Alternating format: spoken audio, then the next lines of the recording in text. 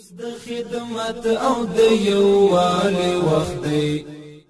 14مې ناحیې اړوند د مرنجان تپې پر سر د یوه تفریحي پارک د جوړولو چارې د کابل ښاروال مولوي عبدالرشید، د کابل والی شیخ ندا محمد او یو شمېر نورو لوړپوړو دولتي چارواکو له لوري پیل شوې. یو لوی مسجد جامع په نامه باندې د حضرت محمد مصطفی صلی الله علیه وسلم جوړیږي چې د زرو کسانو ظرفیت به لري او تقریبا 15 میلیونه افغانۍ به مصارف راځي او د دې په څنګ کې به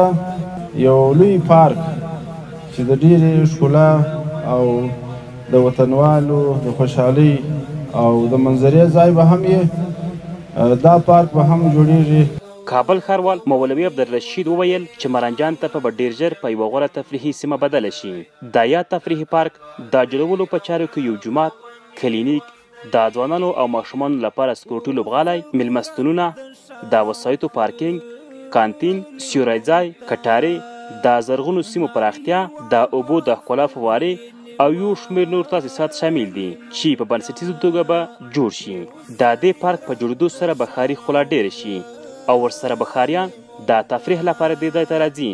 او څو شېبې به خوښې تېروي. یا تاسیسات به د بېلابېلو ادارو له لوري د خصوصي داخلي سکتور په مرسته د یوه کال په موده کې جوړ او بشپړ شي. د مرنجان تپې پر سر د تفریحي پارک د جوړېدو چارې د یوه جومات د بنسټ تیږې په ایښودو سره د افغانستان د سوکالۍ او آبادۍ په هیله پیل شوې. هم په تمازمون اوس د دې ټولو د ساتنې وخت دی، اوس د خدمت او د یووالي وخت دی،